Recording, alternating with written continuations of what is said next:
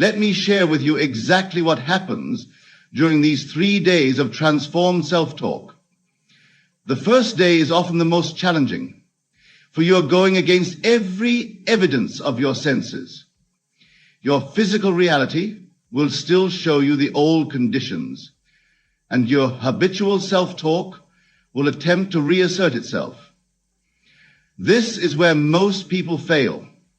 They allow what they see to dictate what they say to themselves. But I tell you this, your current circumstances are nothing more than your previous self-talk made visible. In the book of Hebrews it is written, "Through faith we understand that the worlds were framed by the word of God, so that things which are seen were not made of things which do appear." Your self-talk is this very word of God that frames your world. Let me share with you the experience of a man who came to me seeking to transform his professional life. He had been stuck in a low-paid position for years, and his self-talk reflected this. I'm not qualified enough. Better opportunities are for others. I instructed him in this 3-day technique of self-talk. I instructed him in this 3-day technique of self-talk. For the first day, he was to speak to himself in a very specific way, not just arbitrary positive statements, but precise words that implied his desire was already fulfilled. When he looked in the mirror while dressing for work, instead of his habitual self-talk about another dreary day, he would say, "I love being executive vice president. My decisions create tremendous value for the company. My leadership inspires others." Throughout that first day, whenever his mind wandered to his current circumstances, he would gently bring it back by speaking to himself from the end. "I'm so grateful for my executive position. I handle these responsibilities with such ease. My contributions are highly valued and generously rewarded." The second day brings a subtle shift. Your new self-talk begins to feel more natural, less forced. This is a crucial point where many lose their way, thinking the technique isn't working because it's becoming effortless. But this very naturalness is the signal that your new self-talk is taking root in consciousness. During the second day, your self-talk should focus not just on statements of fact, but on the natural conversations you would have with yourself from your desired state. If you're manifesting perfect health, you don't need to constantly affirm, "I am healthy." Instead, your self-talk might be, "I love how easily I climb these stairs. This fresh energy feels wonderful. I enjoy choosing nutritious foods for my vibrant body." I recall a woman who was manifesting her ideal marriage. During her second date, she didn't just affirm, "I am happily married." Her self-talk became the natural internal dialogue of a beloved wife. "I love preparing our favorite dinner.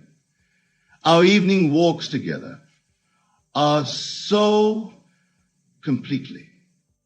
It's wonderful sharing my life with someone who understands me so completely."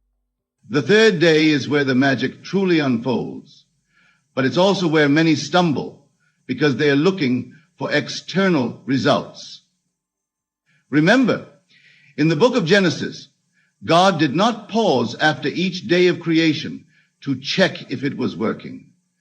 The work was done in consciousness through the Word, and the manifestation followed naturally. On this third day, your self-talk must be maintained with complete indifference to external circumstances. If you're manifesting financial abundance and you check your bank account to find it unchanged, your self-talk must remain steady. I love how money flows to me from expected and unexpected sources. I enjoy choosing the finest things in life. It's wonderful having more than enough to share generously. Let me reveal to you something profound about these 3 days. They correspond to 3 states of consciousness: initiation, transition, and acceptance. Your self-talk must reflect and support each state. The first day initiates the new concept. The second day bridges the new state.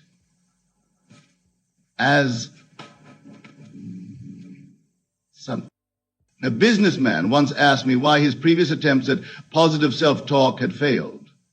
Upon examination, I discovered he was changing his words, but not his state of consciousness. He would say, "I am successful," while internally arguing with the statement.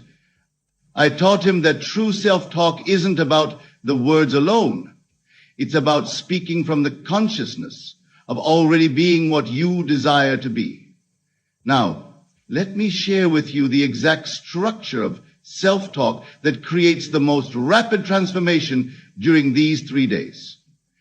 Many attempt to change their lives through haphazard positive statements, but there is a specific pattern, a divine order to effective self-talk that most never discover. This pattern is revealed in Scripture, where it states, "Let there be, and there was, and God saw that it was good." This is your template for powerful self-talk during these 3 days. First, you declare what is to be. Then you acknowledge it as already existing.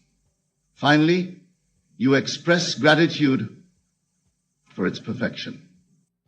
I want to give you a living example. A young doctor came to me, frustrated with his practice. His self-talk was filled with anxiety about patients, concerns about income, and doubts about his abilities. For 3 days, I instructed him to transform his self-talk following this divine pattern. Upon waking the first morning, his self-talk began, "My practice is thriving. Patients seek me out for my exceptional care. I am known for my remarkable results." Throughout the day, whenever his old patterns of anxious self-talk attempted to surface, he would immediately shift to, "I love how smoothly my practice runs. Every patient interaction is satisfying and successful. My expertise brings healing to all who come to me." But here's the crucial point about your self-talk during these 3 days. It must be specific to your own desires and natural to your own way of speaking. Don't copy another's words. Your self-talk must feel like you, must flow naturally from your own consciousness, must be in your own voice. In the Psalms, it is written, "Deep calleth unto deep." Your self-talk must come from the depths of your being, not from the surface of your mind. When you speak to yourself during these 3 days, let the words rise from the consciousness of already being what you desire to be. Consider a teacher who came to me desiring to become a successful author. Her self-talk had been filled with doubt. Who would read my book? I'm not a real writer. I'll never finish this manuscript. I showed her how to structure her self-talk for the 3-day transformation. Instead of general affirmations about being a successful author, her self-talk became specific and natural. I love how readers connect with my stories. It's wonderful seeing my books in major bookstores. I enjoy signing copies for my devoted readers. These weren't just positive statements. They were the natural thoughts and words of someone already living her desired reality. Here's another vital aspect of the 3-day transformation that few understand. Your self-talk must encompass all 3 time frames, morning, day, and night, but in a specific way. Your morning self-talk sets the tone for the day and must be done before engaging with the world. Your daytime self-talk maintains the state. Your nighttime self-talk maintains the subconscious mind for manifestation.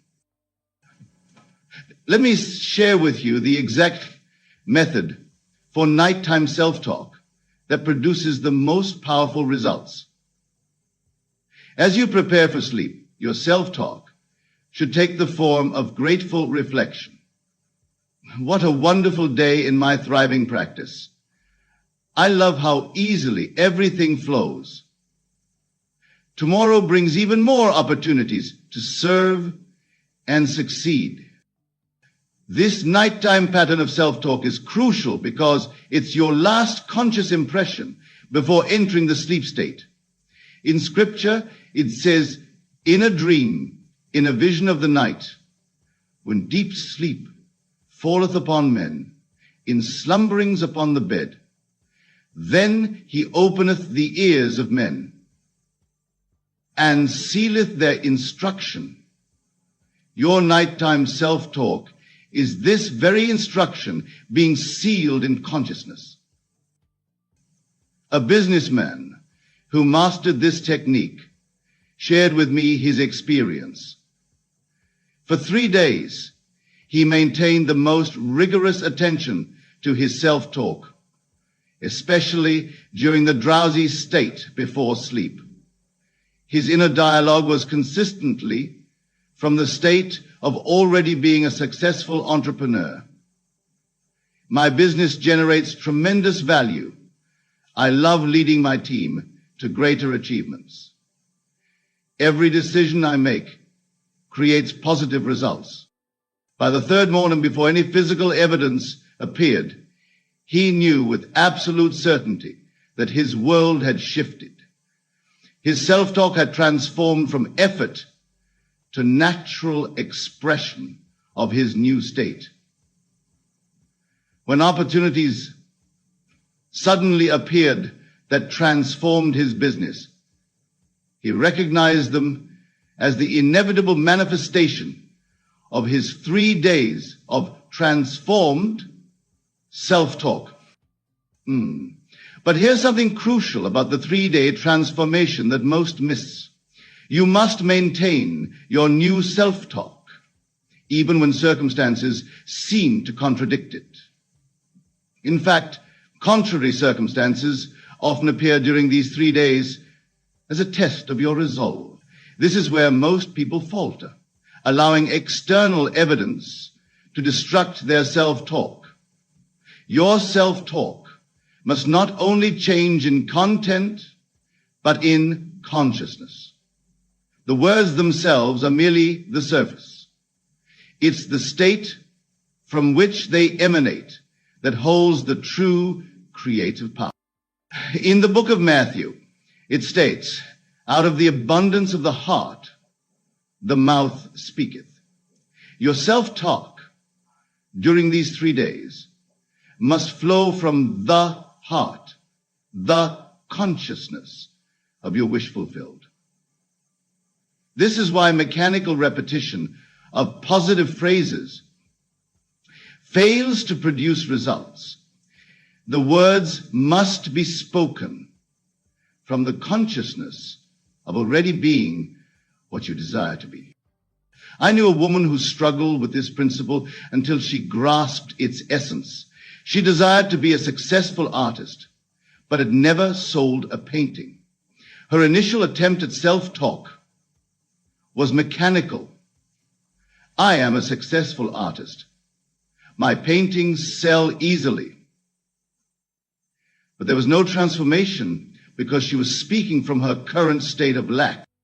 I taught her to first assume the consciousness of a successful artist, then let her self-talk flow naturally from that state.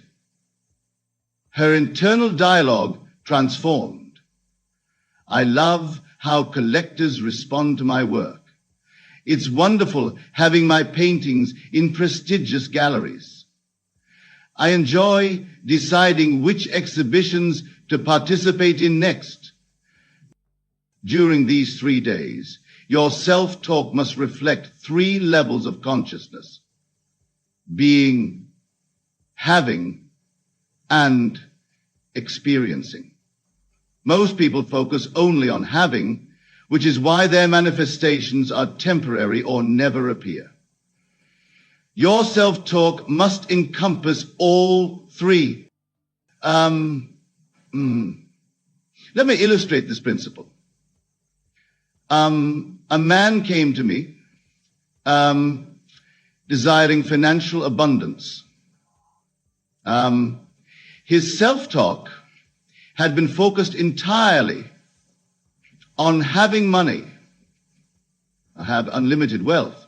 I showed him how to structure his self-talk to include all 3 levels.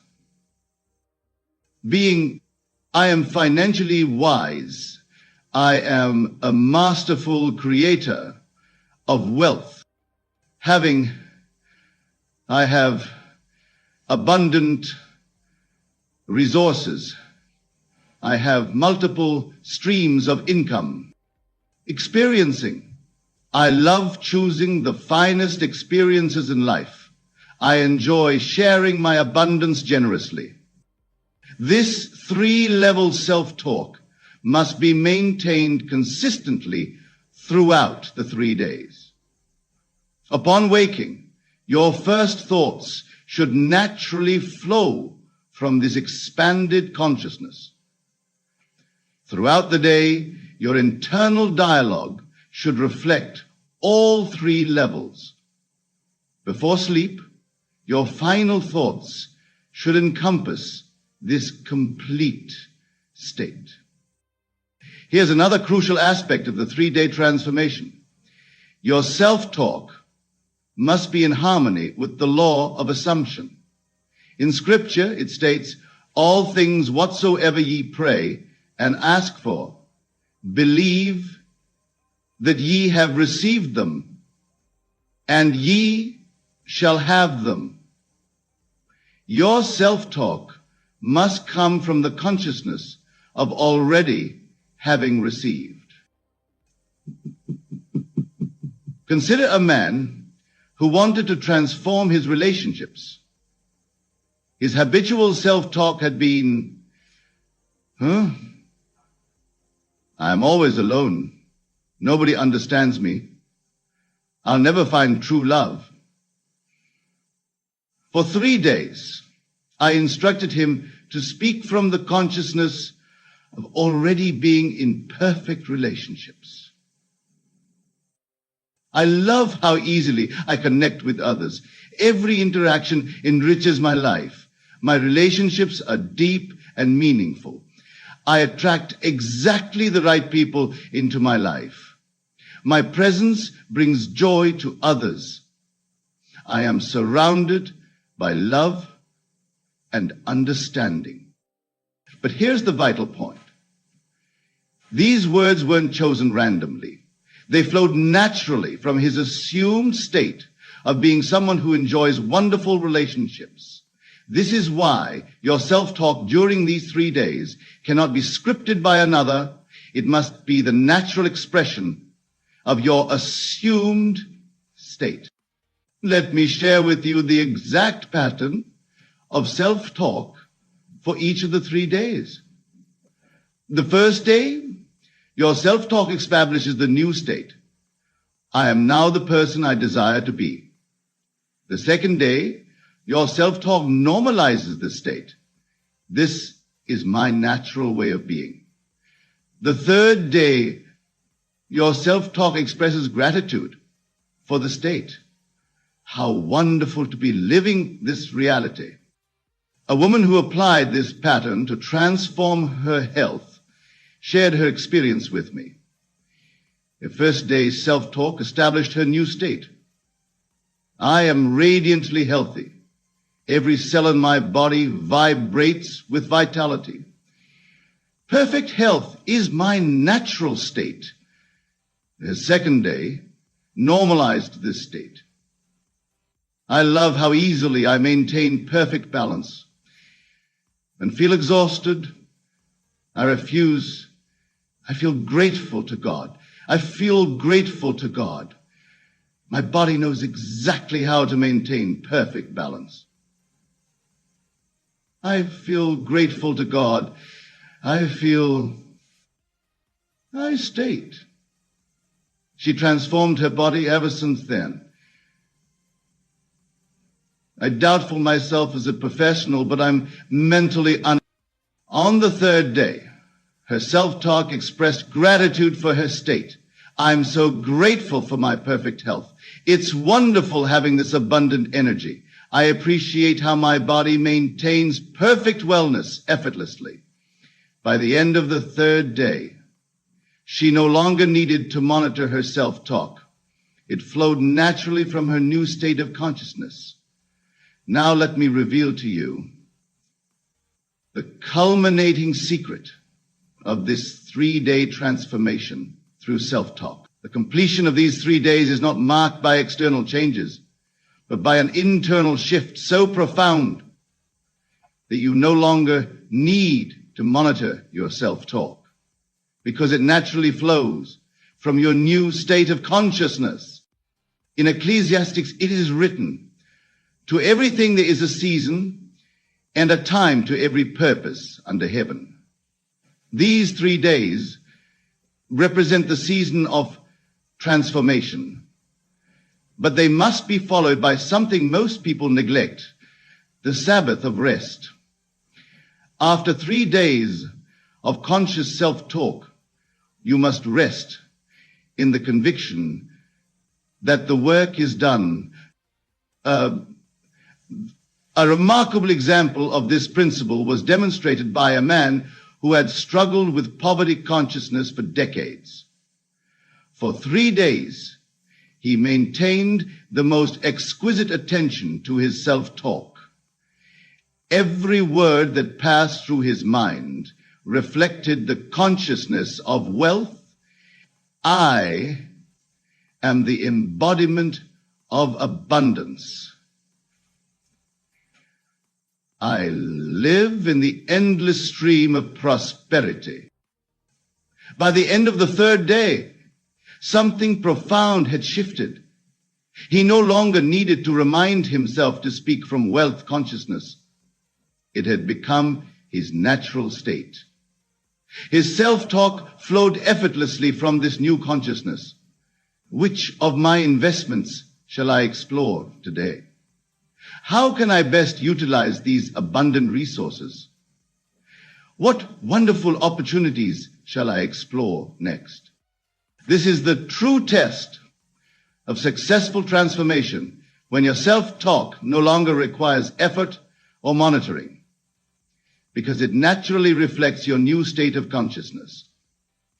Just as you don't need to remind yourself to speak as who you are now, your new self-talk becomes the natural expression of who you have become. Let me share with you the final key to maintaining this transformation beyond the 3 days. Your self-talk must now become what I call your natural assumption. When you pick up a telephone, you naturally assume it will work. When you sit in a chair, you naturally assume it will hold you. Your new state must be maintained with this same natural assumption. Consider carefully what I tell you now. After these 3 days, if you find yourself slipping back into old patterns of self-talk, do not fight them. Instead, gently remind yourself, that was the old man speaking. I have crossed the bridge to my new state. Then resume your natural self-talk from your desired state. Remember the words in Scripture. Put off the old man with his deeds and put on the new man. Your transformed self-talk is the language of this new man. It is not something you do. It is something you become. The 3 days are merely the gestation period for this new birth. Let me conclude with this vital truth. Your self-talk is not just words. It is the very substance of your world taking form. Every word you speak to yourself is a seed planted in the fertile soil of consciousness. These 3 days of transformed self-talk are your concentrated period of planting, but the harvest will continue indefinitely if you maintain the state. The power to transform your entire life lies in your self-talk, but not in the superficial way most people understand. It is not about forcing positive thoughts or fighting negative ones. It is about speaking from the consciousness of already being who you desire to be. 3 days of consistent, conscious self-talk from this new state will transform your world. I leave you with this challenge. Begin your 3 days now, not tomorrow, not when circumstances are better, but now. Speak to yourself from the consciousness of your wish fulfilled. Maintain this new self-talk for 3 consecutive days. Watch as your world transformed to match your words. For it is written, death and life are in the power of the tongue. Your self-talk is this very power. Use it wisely, use it consistently, and use it now. The next 3 days can transform your entire life, if you will but speak to yourself from the consciousness of already being who you desire to be. The choice is yours, and the time is now. Your 3 days of transformation await. Begin this very moment to speak to yourself as the person you desire to be, and watch as your world reshapes itself to match your words. For this is the law, and this is the promise, and this is the power that has been given to you. Use it, prove it, and live it. The word is in your mouth and in your heart, ready to be spoken. Speak it now. Speak it with conviction, and speak it from the consciousness of fulfillment. Your 3-day journey to transformation begins with the very next words you speak to yourself. Make them count, make them powerful, and make them the truth you desire to experience. Let us begin by understanding that your home, your sacred space, is not merely a physical structure of brick and mortar. It is a living, breathing extension of your own mind. Every object within its walls, every picture hung, every trinket displayed is imbued with the power of your attention and belief. These items are not inert. They are active participants in the grand drama of your life, playing roles assigned to them by your imagination. What we commonly refer to as demons are nothing more than undesirable states of consciousness, negative patterns of thought and emotion that we have allowed to take root in our minds. These demons do not exist outside of us. They are not separate entities lurking in the shadows. They are creations of our own making, given life by our fears, doubts, and limiting beliefs. The items in your home that attract demons are those that reinforce these negative states of consciousness. They are the physical anchors for the undesirable conditions in your life. But remember, it is not the items themselves that possess any inherent power. It is the meaning you assign to them, the stories you tell yourself about them, that give them their influence over your life. Consider for a moment a broken mirror. In many cultures, this is considered an item of bad luck, said to bring 7 years of misfortune. But ask yourself, does the mirror itself hold any power? Is there some mystical force contained within its shattered surface? Of course not. The power lies in the belief, in the expectation of misfortune that arises whenever you gaze upon that broken reflection. If you accept the idea that a broken mirror brings bad luck, if you feel a sense of dread or unease every time you pass by it, then you are in essence inviting that negative state of consciousness into your life. You are opening the door to the demon of misfortune, allowing it to take up residence in your home and your mind. But here's the liberating truth. You have the power to change this. You can remove these demon-attracting items from your home, not by physically discarding them, but by changing your relationship to them, by altering your perception, by refusing to give them power over your emotional state. You can transform these objects from harbingers of negativity into new neutral, or even positive influences in your life. Let us consider another common household item that is often associated with negative energy: clocks that no longer work. Many people believe that a stopped clock brings stagnation into their lives, that it somehow freezes progress and growth.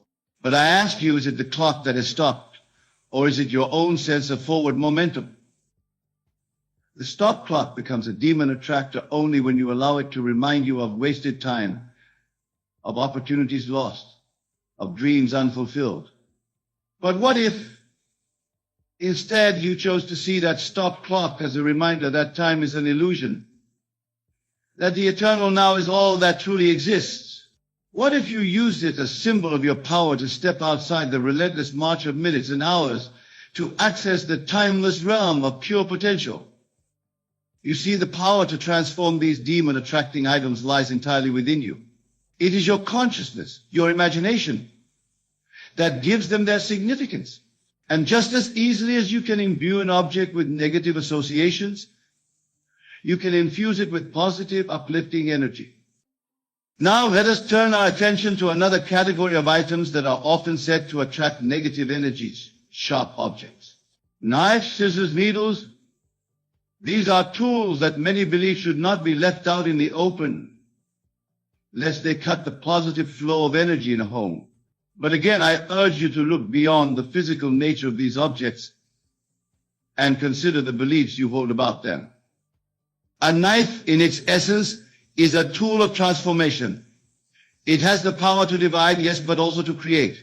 In the hands of a skilled chef, a knife becomes an instrument of culinary artistry.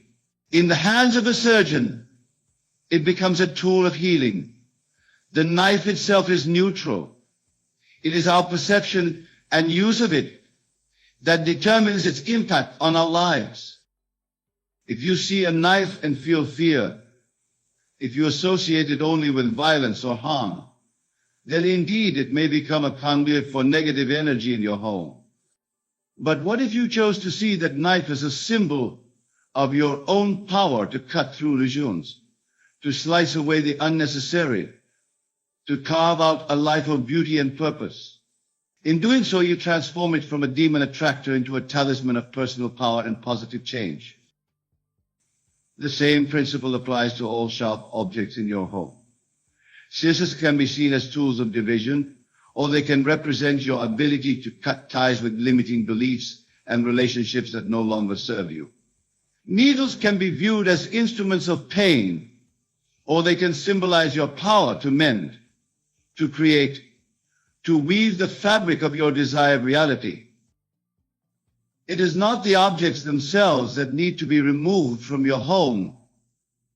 It is the negative associations, the limiting beliefs, the fearful expectations that must be cast out. And this process of removal happens not in the physical world, but in the realm of your imagination. Now let us address another category of items often believed to attract negative energies, mirrors. We've already touched upon the superstition surrounding broken mirrors, but even intact mirrors are sometimes viewed with suspicion. Some believe that mirrors can act as portals, allowing negative entities to enter our homes. Others warn against sleeping with a mirror facing the bed, claiming it can disturb our rest and drain our energy. But I say to you, a mirror is nothing more than a reflective surface. It has no power to invite or repel any form of energy, negative or positive. The only thing a mirror can reflect is what already exists, and that includes the contents of your own mind. If you look into a mirror, see something frightening, if you feel a sense of unease or dread, it is not because the mirror is a portal for demons. It is because you are confronting aspects of yourself that you have not yet fully accepted or integrated. The demons you perceive are nothing more than fragmented parts of your own psyche, crying out for acknowledgement and healing. Instead of removing mirrors from your home, I encourage you to use them as tools for self-reflection and growth. When you gaze into a mirror, do so with the intention of seeing your divine self, the perfect whole and complete being that you truly are. Use the mirror as a reminder of your own creative power, of your ability to shape your reality through the power of your imagination. If you find yourself troubled by your reflection, if you see imperfections or flaws that disturb you, remember that you have the power to change what you see, not by altering your physical appearance, but by shifting your perception, by choosing to see yourself through the eyes of love and acceptance. The mirror, like every other object in your home, is a blank canvas upon which you project your belief states and expectations. Choose to make it a reflection of your highest self, a reminder of your inherent divinity, and it will become a source of positive energy and inspiration in your life. Let us now turn our attention to another category of items often associated with negative energy, inherited objects or antiques. Many people believe that old items, especially those passed down through generations, can carry the energetic imprints of their previous owners. They fear that these objects might bring outdated patterns, unresolved conflicts, or even the demons of their ancestors into their homes. But I say to you, an object has no power to carry or transmit energy unless you believe it does. An antique chair is just a chair. A family heirloom is just an object until you assign it meaning through your imagination. The power lies not in the item itself, but in the story you tell yourself about it. If you receive an inherited item and immediately associate it with family trauma or generational struggles, then indeed it may become a conduit for those negative patterns in your life. But what if you chose to see that same item as a symbol of your family's resilience, as a testament to the strength and endurance of those who came before you? What if you used it as a reminder of your power to break negative cycles, to heal ancestral wounds, to create a new legacy for future generations? The choice is yours. You can remove these items from your home if they truly bring you discomfort. But I suggest a different approach. Instead of discarding these links to your past, why not use them as anchors for a new narrative? Imagine infusing them with your highest aspirations, your most positive intentions for yourself and your lineage. In doing so, you transform them from potential demon attractors into powerful talismans of generational healing and positive transformation. Let us address a category of items that many consider to be protective against negative energies, but which can, paradoxically, become attractors of the very things they're meant to repel, religious or spiritual objects. Crucifixes, statues of deities, sacred texts, crystals, these are all items that people often use with the intention of warding off demons or negative energies. But here's a truth that may challenge your current beliefs. These objects, in and of themselves, have no inherent protective power. A crucifix is just two intersecting lines until you imbue it with meaning. A crystal is just a pretty rock until you assign it spiritual significance. A statue is just shaped stone or metal until you decide it represents a divine being. The power of these objects lies not in their physical form, but in your belief in them. And herein lies the potential. If you believe in these objects to protect you from negative energies, you are in essence affirming the reality and power of those negative forces. You are saying to the universe, I am vulnerable, I am at risk. I need protection from these demons that I believe exist and have power over me. In doing so, you may inadvertently be attracting the very energies you're trying to repel. Not because the objects themselves are demon attractors, but because your belief in the need for protection stems from a place of fear, of lack of vulnerability. And what we fear, what we constantly guard against, has a way of manifesting in our experience. Instead of relying on external objects for protection, I urge you to recognize the divine power that resides within you. You are not a vulnerable being in need of protection from external forces. You are a creator, a divine being made in the image and likeness of God. The only demons that can affect you are those that you give power to through your own imagination and belief. If you choose to keep religious or spiritual objects in your home, do so not out of fear or a need for protection, but as reminders of your own divinity. Let a crucifix remind you of the power of love and forgiveness. Let a crystal remind you of the beauty and perfection inherent in all of creation. Let a statue of a deity remind you of the God-like qualities that reside within you. By shifting your perspective in this way, you transform these objects from crutches that support a belief in your own vulnerability into powerful symbols of your inherent divinity and creative power. You remove their status as potential demon attractors and turn them into beacons of positive, life-affirming energy in your home. Now let us delve into a category of items that many consider to be particularly potent attractors of negative energy. Objects associated with the occult or magical practices. Ouija boards, tarot cards, spell books. These are items that often inspire fear and unease, even in those who don't believe in their efficacy. But I say to you, there is no inherent power in these objects. A Ouija board is just a piece of wood with letters and numbers printed on it. Tarot cards are just pieces of paper with images. Spell books are just collections of words. They have no more power to attract demons or negative energies than a children's board game or a deck of playing cards. The power that people attribute to these items comes entirely from their own beliefs and expectations. If you believe that a Ouija board can open a portal to a dark realm, if you approach it with fear and trepidation, then you are creating the very conditions for a negative experience. You are, in essence, scripting a horror movie in your mind and then projecting it onto a harmless object. But what if you chose to see these items differently? What if, instead of fearing them, you recognize them as tools for introspection and self-discovery?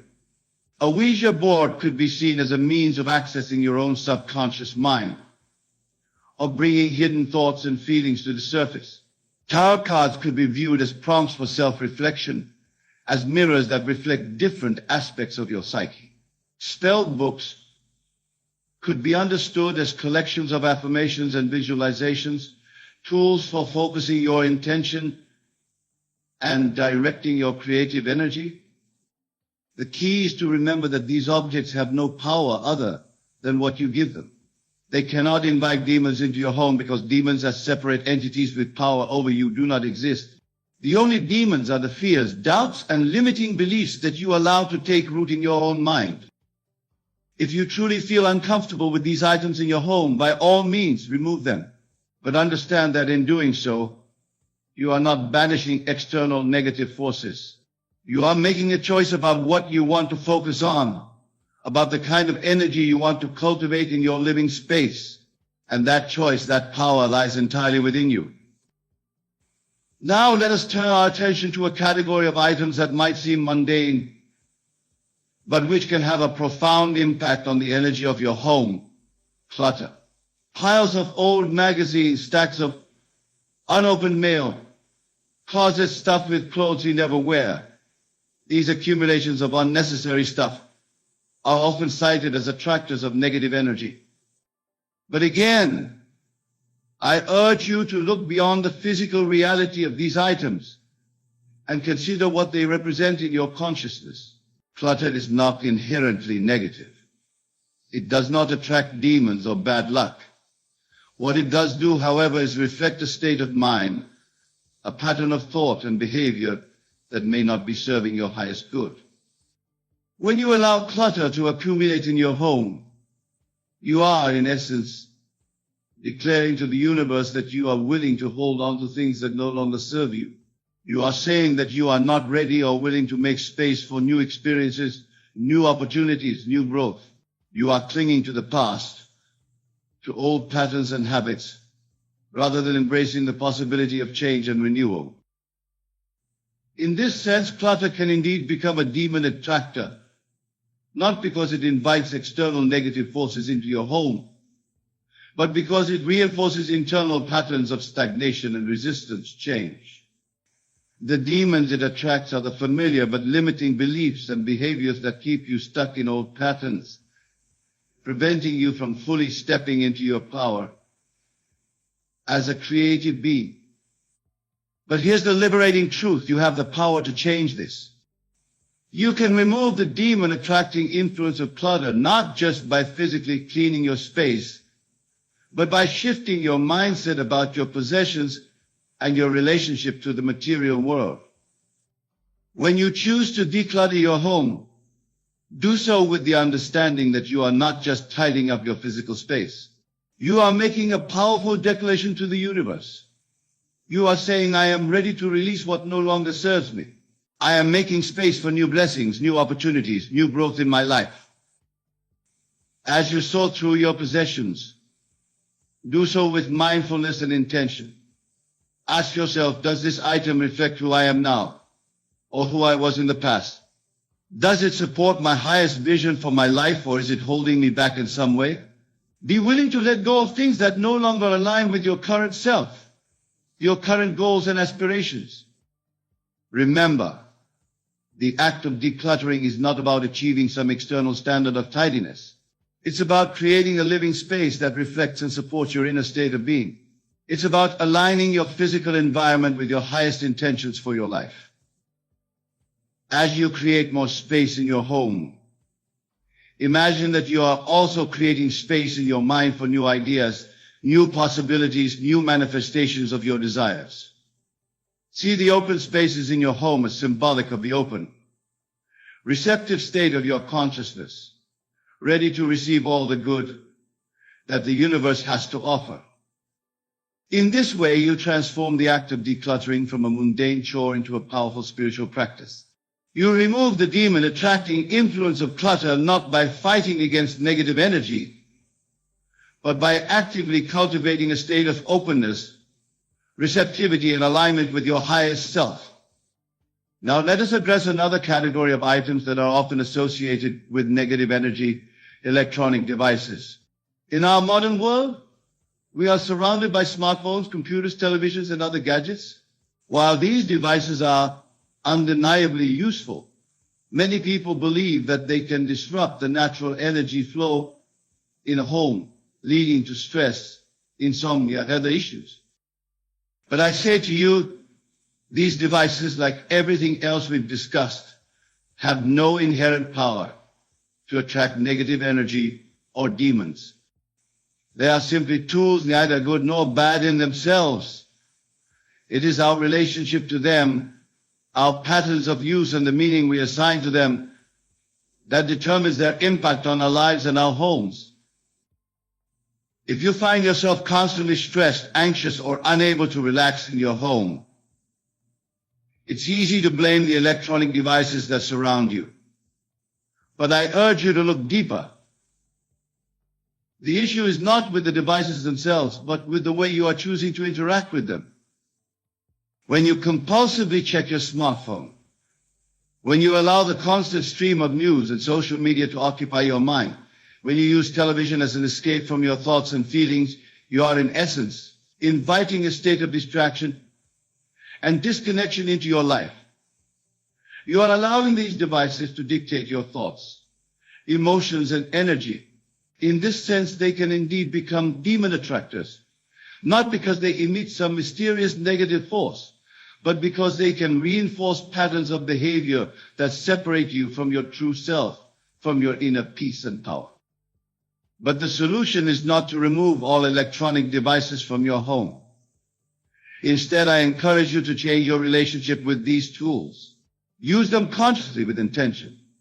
Set boundaries around their use. Create spaces in your home that are free from electronic devices where you can connect with yourself, with loved ones, with the natural rhythms of life. When you do use your devices, do so with awareness. Before you pick up your smartphone or turn on your computer, pause for a moment. Set an intention for how you want to use this tool. Ask yourself, is this supporting my highest good? Is this aligning me with my true desires and aspirations? By bringing consciousness to your use of technology, you transform these potential demon attractors into tools for growth, connection, and positive change. Remember, the power lies not in the objects themselves, but in your consciousness, in your imagination. Every item in your home, from the grandest piece of furniture to the smallest trinket, from the most advanced electronic device to the simplest household tool, is a blank slate upon which you project your beliefs, your expectations, your state of being. There are no demon-attracting items. There are only the demons of your own limiting beliefs, fears, and negative expectations. The true work of removing these demon-attracting influences from your home is not a physical process of discarding objects. It is an internal process of transforming your consciousness. It is about choosing moment by moment to align yourself with your highest vision of who you are and what you want to create in your life. It is about recognizing your power as a divine being, as a creator made in the image and likeness of God. As you move through your home, as you interact with the objects in your environment, do so with this awareness. See each item as a reflection of your own consciousness, as an opportunity to reinforce your highest truths. Choose to imbue your space with love, with joy, with peace. For in doing so, you are not just changing the energy of your home, you are changing the very fabric of your reality. You are declaring to the universe, I am the master of my world. I choose what influences me. I create my own experience. And in that declaration lies the true power to banish all demons, to create a home and a life filled with light, love, and limitless possibility. Imagine for a moment that you are a vessel, a sacred chalice filled with the purest water of life. This water is your creative energy, your dreams, your deepest desires.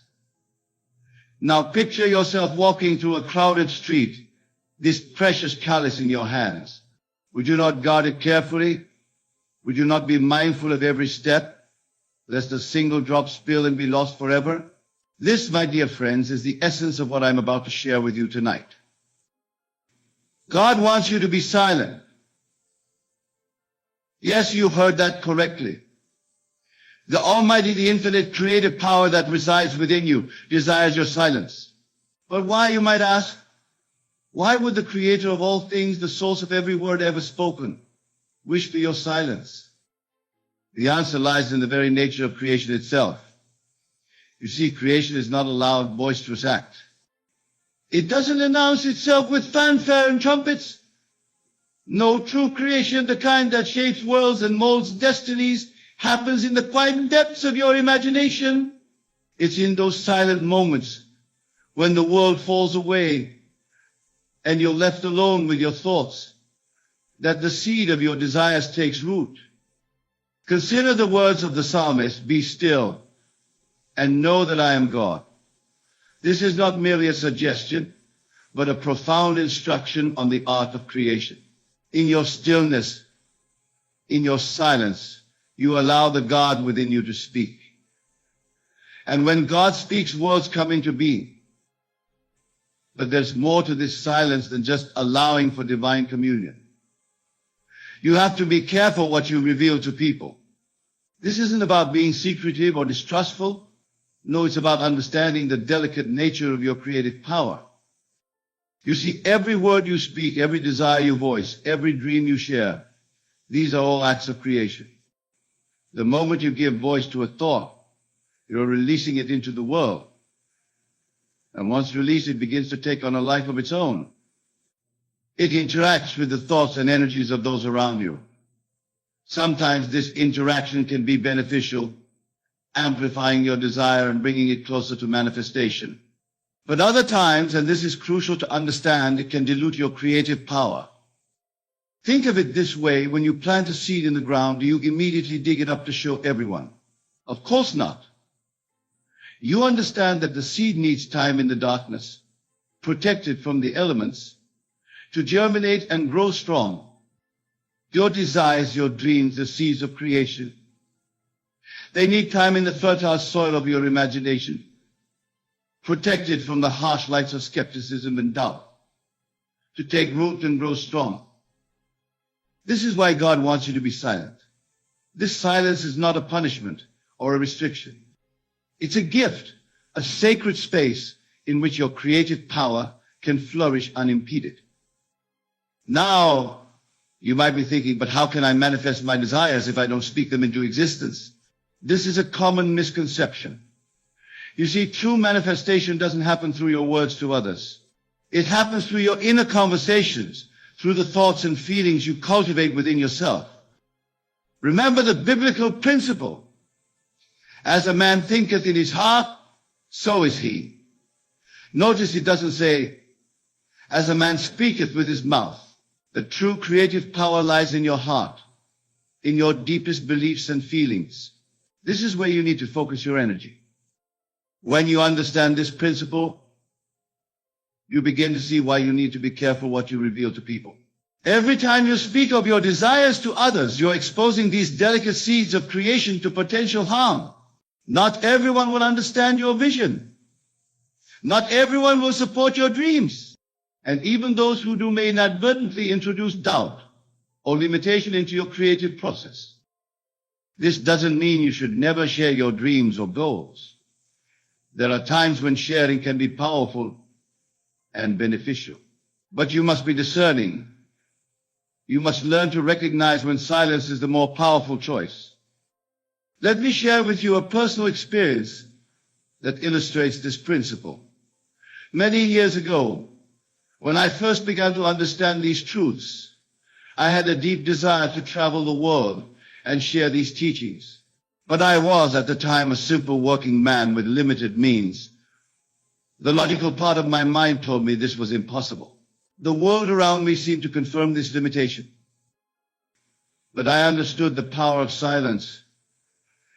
Instead of speaking about my desire to others, seeking their approval or support, I took it into the silence of my imagination. Night after night, I would lie in my bed and imagine myself standing on stages around the world, sharing these truths with eager listeners. I felt the joy of it, the fulfillment, the sense of purpose. I didn't speak a word of this to anyone. I simply lived it in my imagination, knowing that what I was experiencing internally was more real than any external circumstance. And do you know what happened? Within a year, opportunities began to present themselves. Doors opened that I never could have anticipated. And before I knew it, I found myself traveling the world, just as I had imagined. The seed I had planted in silence had grown into a mighty tree. This, my friends, is the power of silence. This is why God wants you to be silent. In your silence, you're not denying your desires or suppressing your dreams. You're nurturing them, protecting them, allowing them to grow strong before exposing them to the world. Now, let's delve deeper into the concept of being careful what you reveal to people. This isn't about living in fear or constant suspicion. It's about understanding the nature of energy and influence. Every person you interact with carries their own energy, their own beliefs, their own limitations. When you share your dreams and desires with them, you're inviting their energy to mingle with yours. Sometimes this can be incredibly powerful. If you're sharing with someone who truly believes in you and your vision, their belief can amplify your own, accelerating your manifestation. But more often than not, people will project their own limitations onto your dreams. They might not do this maliciously. In fact, they might think they're being helpful, protecting you from disappointment or failure. But in reality, they're introducing doubt and limitation into your creative process. Consider the story of Joseph in the Bible. When Joseph shared his dreams with his brothers, their reaction was one of jealousy and disbelief. They couldn't see the divine promise in Joseph's visions. Instead, they saw only their own limitations and insecurities reflected back at them, and their reaction nearly derailed Joseph's destiny. This is why you must be careful what you reveal to people. Not everyone is ready to support the vastness of your vision. Not everyone can handle the magnitude of your dreams, and that's okay.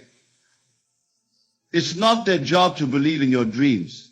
It's yours. Your dreams, your desires, these are sacred communications between you and the God within you. They're not meant for casual conversation or idle chatter.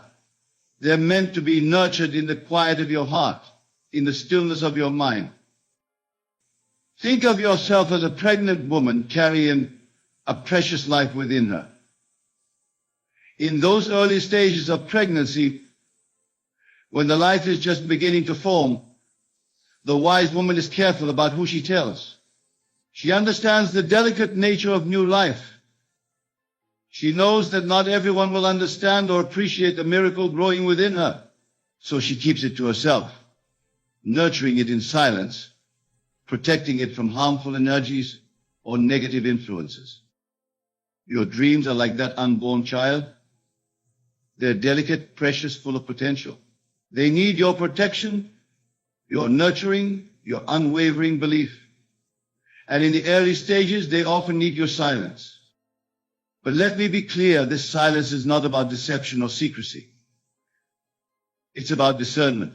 It's about understanding the appropriate time and place for sharing. It's about recognizing that not every thought needs to be voiced. Not every desire needs to be announced to the world. In fact, there's incredible power in keeping your dreams to yourself. When you don't reveal your plans to others, you're free from their expectations, their doubts, their limitations. You're able to move in silence to work on your dreams without the pressure of external validation or criticism. Think of the mighty oak tree. It doesn't announce its intentions to grow tall and strong. It doesn't seek permission or validation from the flowers and shrubs around it. It simply grows silently and steadily, reaching for the sky with unwavering determination. You are that oak tree. Your dreams are your branches reaching for the heavens. And the silence? The silence is your roots growing deep and strong, anchoring you firmly in the soil of faith and conviction. Now you might be wondering, but what about the power of positive affirmations? Haven't we been taught to speak our desires into existence? This is a valid question, and it brings us to an important distinction. There is indeed power in the spoken word, but the most powerful words are not those you speak to others. They're the words you speak to yourself in the privacy of your own mind and heart. These are your true affirmations. These are the words that shape your reality. When you understand this, you begin to see why God wants you to be silent. It's not about suppressing your voice. It's about redirecting it inward to where your true creative power resides. Instead of telling others about your dreams, tell yourself. Instead of seeking external validation, give yourself the approval and encouragement you need. Create an inner dialogue that supports and uplifts you. This is the true power of affirmation. Remember the words of Jesus, but when you pray, go into your room, close the door and pray to your Father, who is unseen. Then your Father, who sees what is done in secret, will reward you. This isn't just about prayer in the traditional sense. It's about all forms of communion with the divine within you. It's about those moments when you align your thoughts and feelings with your deepest desires. Your room is your consciousness. The closed door is your ability to shut out the noise and opinions of the outside world. And the unseen Father is the creative power within you, the God that resides in the depths of your being. When you learn to commune with this power in silence, when you learn to nurture your dreams in the quiet of your own consciousness, you tap into a wellspring of creative energy that is truly limitless. But this requires discipline.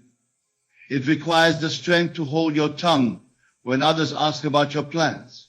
It requires the wisdom to discern when to speak and when to remain silent. It requires the faith to trust in the unsayers of creation, even when the outside world demands evidence and proof. This discipline, this silence is not always easy. We live in a world that values constant communication, that encourages us to share every thought and feeling. Social media platforms tempt us to broadcast our every move, our every aspiration. But remember, not everything needs to be shared. Not every thought needs to be tweeted. Not every dream needs to be posted on Instagram. In fact, the most powerful transformations often happen in silence. Think of the caterpillar in its cocoon. If it were to break open the cocoon prematurely to show the world its progress, it would never become a butterfly. The transformation requires darkness, silence, and patience. Your dreams are undergoing a similar transformation. In the silence of your imagination, they're taking shape, growing stronger, preparing to burst forth into reality. But this process cannot be rushed. It cannot be exposed prematurely in the harsh light of public scrutiny. So how do you navigate this? How do you maintain this powerful silence in a world that constantly demands your voice? Here are a few practical tips. First, cultivate a rich inner life. Spend time each day in quiet contemplation, exploring the landscape of your imagination. This is where your true creative work happens. This is where you plant the seeds of your future reality. Second, practice discernment in your speech. Before you speak about your dreams or plans, ask yourself, is this necessary? Is this beneficial? Will sharing this amplify my creative power, or will it dilute it? Learn to be comfortable with keeping things to yourself. Third, find alternative ways to process your thoughts and feelings. Instead of talking to others about your dreams, try journaling. Write down your aspirations, your plans, your progress. This allows you to externalize your thoughts without exposing them to potentially harmful influences. Fourth, surround yourself with like-minded individuals who understand the power of silence. These are people who won't constantly pry into your affairs, who respect your need for privacy and introspection. In their presence, you can be silent without feeling pressure to share. Fifth, when you do feel the need to share, be selective. Choose carefully who you confide in. Look for those rare individuals who can hold space for your dreams without imposing their own limitations or doubts. Sixth, learn to redirect conversations. When others ask about your plans or progress, practice the art of giving satisfying yet non-revealing answers. You don't owe anyone an explanation for your internal processes. And finally, trust in the process. Trust that your silence is not inaction, but the most potent form of creation. Trust that in your silence you're communing with the infinite creative power of the universe. Remember, your silence is not emptiness. It's not a void. Your silence is pregnant with possibility. It's the fertile soil in which the seeds of your desires are taking root. It's the quiet incubator where your dreams are gestating, growing stronger day by day. In your silence, you're not doing nothing. You're doing the most important work of all. You're aligning your inner world with your desires. You're vibrating at the frequency of your dreams. You're becoming in consciousness what you wish to be in reality. This is the true meaning of the phrase, be still and know that I am God. In your stillness, in your silence, you're allowing the God within you, the infinite creative power of the universe, to work unimpeded. You're creating space for miracles to occur. And make no mistake, miracles are occurring. Every moment that you maintain this powerful silence, every moment that you nurture your dreams in the quiet of your imagination, you're setting in motion forces beyond your comprehension. You are activating universal laws that respond not to your words, but to the contents of your consciousness. This is why you must be careful what you reveal to people. Because what you hold in consciousness is far more powerful than what you speak with your lips. Your inner conversations, your deeply held beliefs, your unwavering faith, these are the true creators of your reality. So guard these inner conversations jealously. Protect them from doubt, from negativity, from the well-meaning but limiting beliefs of others. Your mind is the garden in which the flowers of your future are growing. Be selective about what and who you allow into this garden. Now I want to address a concern that might be arising in some of you. You might be thinking, but isn't this selfish? Shouldn't we share our blessing with others? This is a beautiful sentiment, and it comes from a place of generosity. But remember, you cannot give what you do not have. By nurturing your dreams in silence, by allowing them to grow strong before exposing them to the world, you're actually preparing yourself to be of greater service to others. You're ensuring that when you do step out into the world, when you do begin to share your gifts, you're doing so from a place of abundance and strength. Think of it this way. A tree doesn't bear fruit immediately. It takes time to grow strong, to develop deep roots, to reach towards the sky. Only when it has matured does it begin to produce fruit for others to enjoy. You are that tree. Your silence, your careful nurturing of your dreams, is your growing season. The time for bearing fruit, for sharing your abundance with the world, will come. But first you must grow strong. This is not selfishness. This is responsible stewardship of your gifts. This is honoring the divine creative power within you by giving it the space and silence it needs to work its miracles. And let me tell you something remarkable. As you practice this principle, as you learn to be silent and careful with what you reveal, you'll begin to notice a change in how you interact with the world. You'll find yourself becoming more observant, more intuitive. You'll start to recognize the power of silence in others. You'll develop a deeper appreciation for the unspoken, for the subtle energies that flow beneath the surface of everyday interactions. This heightened awareness will serve you well. It will help you navigate the world with greater wisdom and discernment. You'll become adept at recognizing when to speak and when to remain silent, when to act and when to wait. This is the true mastery that comes from understanding the power of silence. But perhaps most importantly, you'll discover a deep sense of peace. In a world that often feels chaotic and noisy, your ability to retreat into silence will become your greatest strength. It will be your sanctuary, your place of renewal and inspiration. In this silence, you'll find answers to questions you haven't even thought to ask. You'll uncover depths of creativity you never knew you possessed. You'll tap into reservoirs of strength and resilience that will astound you. In this sacred silence, you'll discover the true nature of your being. You'll realize that you are not separate from the creative power of the universe, but an integral part of it. Your thoughts, your feelings, your deepest desires, these are not just idle fancies, but the very substance of creation. By holding them in the quiet of your heart, by nurturing them in silence, you're allowing them to gather strength and momentum. As you practice this principle of silence and careful revelation, you'll begin to see changes in your external world. Opportunities will arise that align perfectly with your inner vision. People will enter your life who resonate with your unspoken dreams. Circumstances will arrange themselves in ways that support your growth and evolution. This is not coincidence or luck. It's the natural result of aligning your inner world with the creative power of the universe. Remember, your silence is not passivity. It's not resignation or defeat.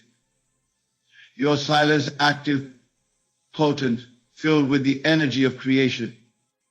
In your silence, you're not doing nothing. You're doing everything. You're communing with the infinite, shaping reality at its most fundamental level.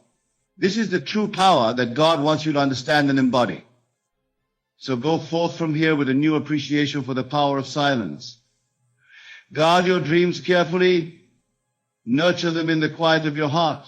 Be discerning about what you reveal to others. Understanding that your inner world is sacred and powerful.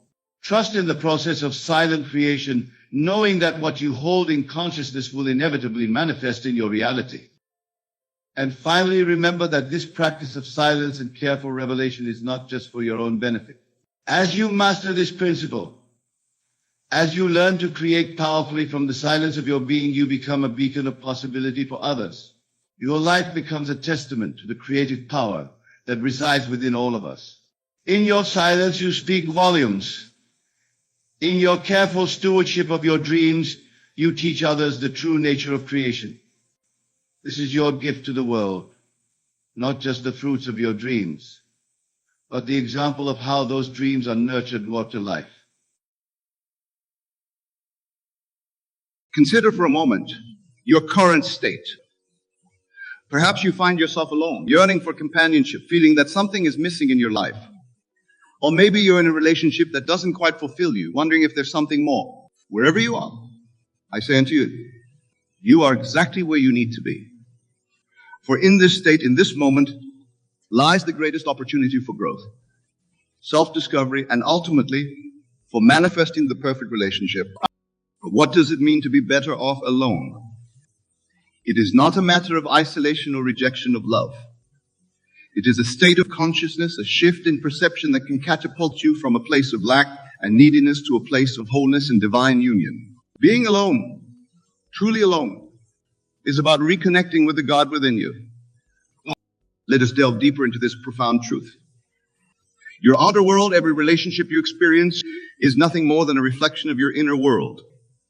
It is a mirror faithfully reflecting back to you the sum total of your beliefs, assumptions, and most importantly, your self-concept. When you understand this, truly understand it, you realize that the quality of your relationships is not determined by the other person, but by your own state of being. This understanding is crucial, for it shifts the entire paradigm of relationships. No longer are you seeking someone to complete you or make you happy. You are recognizing that completeness and happiness are your natural state, your divine birthright. And it is from this state of wholeness that you can attract and create truly fulfilling relationships. But how, you may ask, does one achieve this state of wholeness while alone? The answer lies in the power of your wonderful human imagination. For your imagination is not a mere fantasy maker, it is the very workshop in which reality is forged. When you use your imagination to feel the reality of being whole and complete within yourself, when you assume the feeling of being deeply loved and fulfilled, you are not engaging in idle daydreaming. You are engaging in the most powerful creative act known to man. Let's take a moment to truly understand this. Your subconscious mind does not distinguish between what you vividly imagine and what you actually experience in the outer world.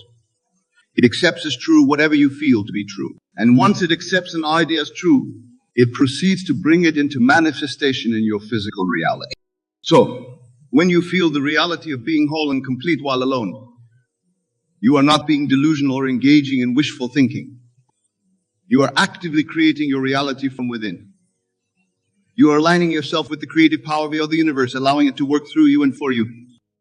This, my dear listeners, is the essence of why you're better off alone until the right person comes along. It is about recognizing that what you seek in a partner is already within you, waiting to be expressed. It is about understanding that the outer world of relationships is nothing more than a reflection of your inner assumptions and feelings about yourself. Consider the biblical phrase, the kingdom of God is within you.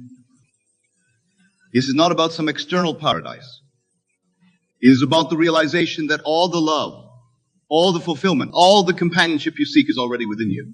It is your true nature, your divine essence. And it is only when you recognize and feel this truth that you can attract a relationship that truly reflects and enhances this inner state. But let me be clear. This state of being better off alone is not about resignation or giving up on love. It is about a fundamental shift in consciousness. When you truly feel whole and complete within yourself, your approach to relationships naturally changes. You no longer seek a partner out of need or fear of being alone. You seek a partner from a place of abundance, of overflow, of wanting to share the love that already fills you. Let us explore this further with an example. Imagine a woman who feels incomplete without a romantic partner. She might desperately seek relationships, always feeling that something is missing, always needing validation and affirmation from others. But in doing so, she's affirming her current state of lack and incompleteness. She is living from the assumption that she is not enough on her own. And so the universe faithfully reflects this assumption back to her in the form of unfulfilling relationships or continued solitude. Now imagine this same woman shifting her approach. Instead of focusing on the absence of a partner, she assumes the feeling of being whole and complete within herself. She feels the love, the joy, the fulfillment that she once sought from others. She lives each day from this feeling, carrying herself with the confidence and radiance of someone who is deeply loved and fulfilled. In this state, she no longer desperately seeks a relationship. She may still be open to love, but she does so from a place of wholeness rather than lack. And in doing so, she becomes magnetic to the kind of love that matches her inner state. She allows the right person to come into her life, drawn by the power of her assumption and the clarity of her self-concept. This principle applies to everyone, regardless of gender or current relationship status. Whether you're single in a relationship or recovering from a breakup, the key is to first establish that sense of wholeness and completeness within yourself. For what you are seeking is also seeking you, but it can only find you when you align yourself with its frequency. Now, I can hear some of you thinking, but Neville, isn't this just positive thinking? Isn't this denial of my desire for a relationship? And to this I say emphatically, no. This is not about denying your desire for companionship. It is about understanding the true nature of relationships and the creative power of your conscience. Your current experience of relationships is nothing more than the fruit of your past assumptions and self-concept. It has no power to determine your future unless you give it that power by continuing to focus on it and feel its reality. When you shift your focus, when you assume a new self-concept of being whole and complete, you are not denying reality. You are exercising your divine right to choose which reality you wish to experience. Remember, the outer world is dead. It has no life of its own. It is your consciousness that gives life to your experiences. When you wait for a relationship to make you feel complete, you are putting your power in the hands of shadows, reflections of past states of consciousness. But when you change your inner state, when you assume the feeling of being whole and loved, you cause the outer world to rearrange itself to match your new inner reality. This, my dear friends, is the true secret to being better off alone until the right person comes along. It is about aligning yourself with the law of assumption, recognizing that the perfect relationship is seeking you just as you are seeking it, and allowing it to flow into your experience through the power of your imagination and feeling. But let me warn you, this shift in consciousness is not always an easy path. The old habits of feeling incomplete without a partner, of seeking validation from others are deeply ingrained in our collective consciousness. As you embark on this new way of being, you may find resistance arising within you. Doubts may creep in. Old patterns may try to reassert themselves. When this happens, do not fight against these thoughts and feelings. Simply observe them, acknowledge them, and then gently return to your new assumed state of wholeness. For the war is not won by battling against what you don't want, but by persistently embodying the feeling of what you do want. This persistence, this unwavering faith in your own completeness, is what allows you to truly be better off alone and ultimately attract the right person. Think of it like tuning a radio. When you're trying to listen to a particular station, you don't focus on eliminating all the other stations. You simply tune into the frequency you desire. In the same way, you don't need to fight against your feelings of loneliness or force yourself to be happy alone. You simply need to tune yourself to the frequency of wholeness and love, to align yourself with the feeling of being complete within yourself. This tuning is done through your imagination and your ability to generate feeling states. Your imagination is the dial that allows you to tune into different frequencies of experience. As you use your imagination to assume the feeling of being whole and deeply loved, you are tuning yourself to that frequency, allowing the corresponding experiences to flow into your life. But remember, my friends, this is not a one-time event. Being better off alone until the right person comes along requires consistent effort. Just as you wouldn't expect to stay in shape by exercising once, you cannot expect to maintain this state of wholeness by imagining it once. This is about persistently assuming the feeling of being complete within yourself, about living from that state day in and day out until it becomes your new normal. As you do this, you'll find that the very concept of needing a relationship begins to fade from your consciousness. For how can you need what you already feel you have? How can you desperately seek what you are already experiencing in your imagination? This shift in perception is the key to being truly better off alone, to experiencing love and fulfillment regardless of your external circumstances. Now, some of you may be wondering, but Neville, how can I feel whole and complete when I've never experienced a truly fulfilling relationship? How can I generate a feeling for reality I've never known? And to this I say, your imagination is more powerful than any physical experience. Consider for a moment, have you ever read a book that moved you to tears? Or watched a film that filled you with joy or excitement? In those moments, were you responding to anything in your physical reality? No. You were responding to the images and scenarios created in your imagination. Your feelings were real, even though the events were imaginary. This is the power you must harness to feel whole and complete while alone. You must use your imagination to create scenarios that evoke the feelings associated with being deeply loved and fulfilled. Imagine the warmth of unconditional love surrounding you. Imagine the joy of deep connection and understanding. Imagine the peace and contentment of being completely accepted for who you are. Feel these feelings as vividly and as consistently as you can. The key is to make these imaginal acts as real to you as possible. Engage all your senses. Feel the embrace of love enveloping you. Hear the words of affirmation and appreciation. See the smile of someone who adores you. Make it real in your mind and feelings will naturally follow. But here's a crucial point, my friends. The goal is not to imagine a specific person or a particular relationship scenario. The goal is to capture the essence of the feeling state associated with being whole and fulfilled. For it is this feeling state that is the true attractor of the right person and the perfect relationship. Let me illustrate this with an example. Suppose you desire a loving, supportive partnership. You might be tempted to imagine a specific person saying specific words or doing specific things. While this can be a useful starting point, it is instead capture the feeling essence of being in that loving, supportive partnership. What does it feel like to be deeply understood and accepted? How does it feel to be cherished and valued? What is the feeling of mutual respect and admiration? By focusing on the feeling essence rather than specific outcomes, you allow the universe to bring the right person to you in ways that might far exceed your specific imaginings. You open yourself to possibilities beyond what your current mindset can conceive. This is the true art of being better off alone until the right person comes along. It's not about forcing yourself to be happy without a partner. It's about tapping into the reality of love and fulfillment in the only place it truly exists, in your consciousness. As you practice this, you may find that your outer world begins to shift in subtle ways. Perhaps people respond to you differently, or opportunities for connection that you never noticed before suddenly seem to appear. Or you find yourself feeling more at peace and content in your own company. These are all signs that your inner shift is creating ripples in your outer reality. Don't discount these small changes. Celebrate them.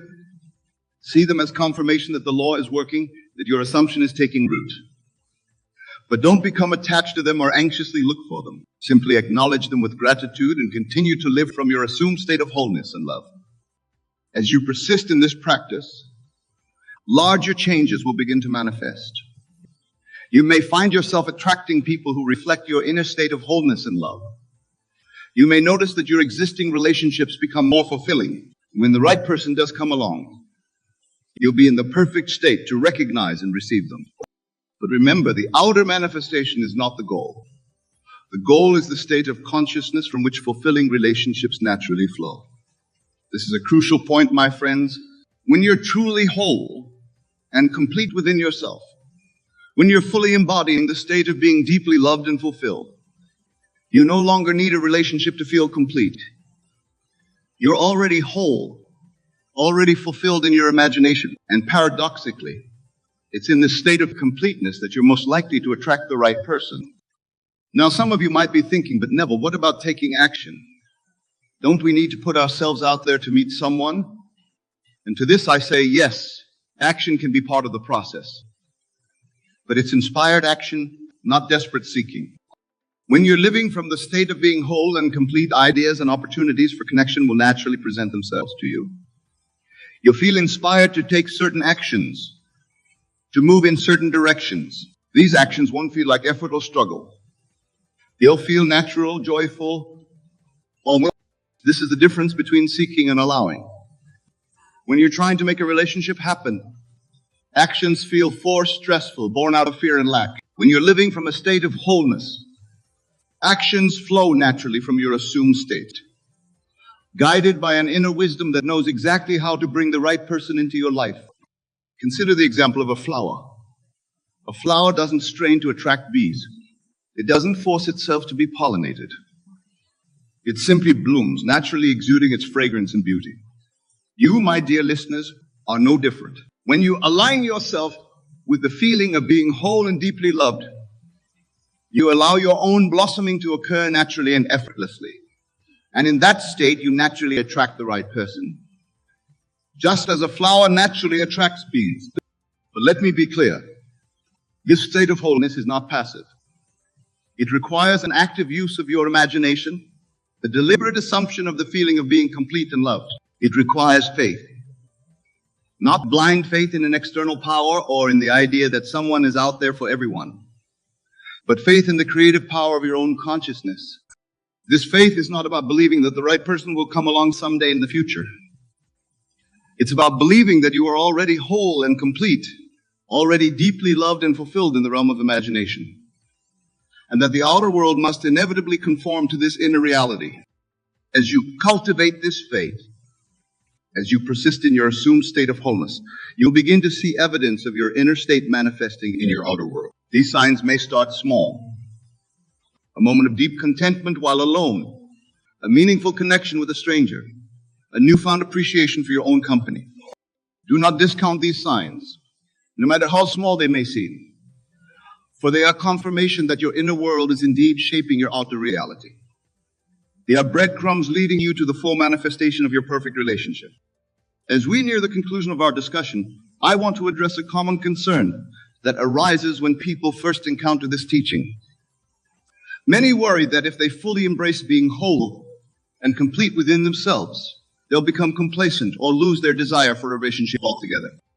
But I assure you, my friends, the opposite is true. When you're feeling whole and complete within yourself, when you're aligned with the state of being deeply loved and fulfilled, you become more open to genuine connection than ever before. But it's a different kind of openness.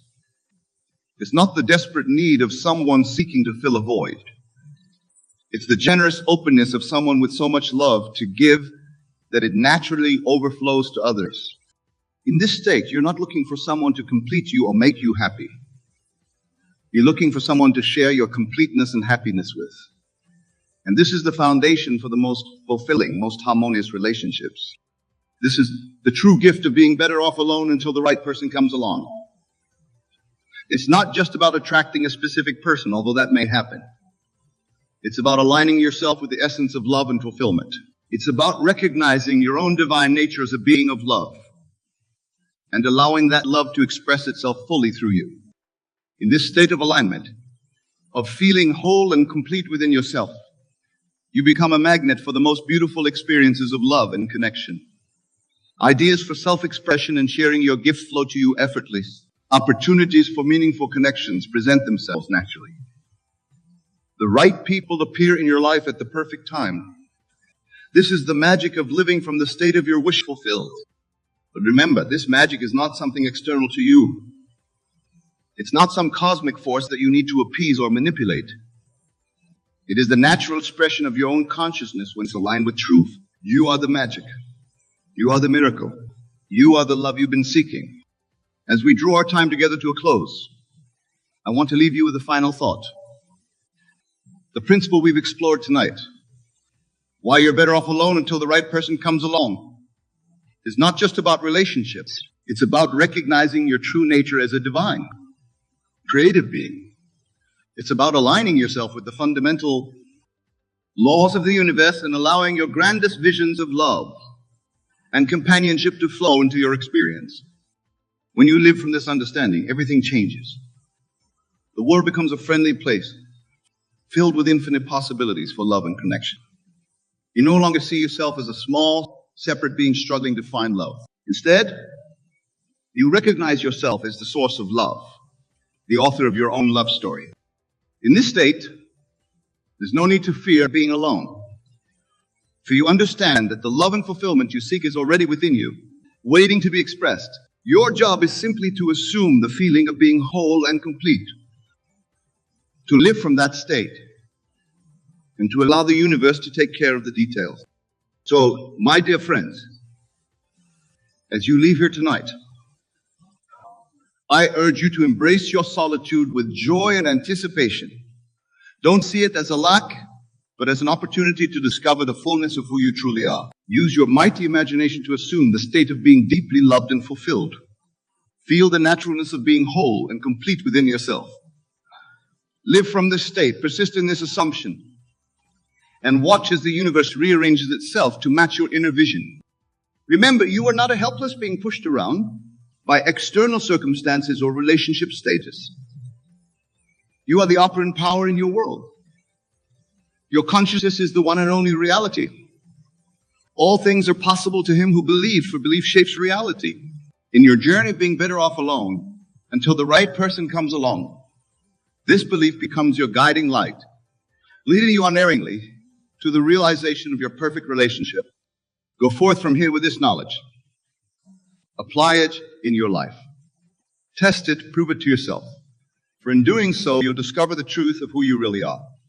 You'll tap into the limitless love that has always been within you. And you'll experience the joy, the freedom, the fulfillment that comes from living in alignment with your true nature as a being of love. The world is waiting for you, my friends. Not as a place where you need to find love, but as a place where you can express the love that you are. It's waiting for you to recognize your true power, to step into your divine nature, to become the person who is so full of love that you naturally attract and create the most beautiful relationships. So start now. Feel the reality of being whole and complete within yourself. Let this feeling permeate every aspect of your being. For in truth, you are already deeply loved, already in the perfect relationship with life itself. All you need to do is open your heart, embrace this truth, and allow it to express itself in your experience. Remember, the kingdom of heaven is within you. The love you seek is within you. You are the miracle you've been waiting for. Embrace this truth, live from it, and watch as your world transforms before your eyes. Being better off alone until the right person comes along is not a state of waiting, but a state of becoming. becoming the fullest, most loving version of yourself. And in that becoming, you create the perfect conditions for the right person to enter your life. Drawn to the radiant love that you are.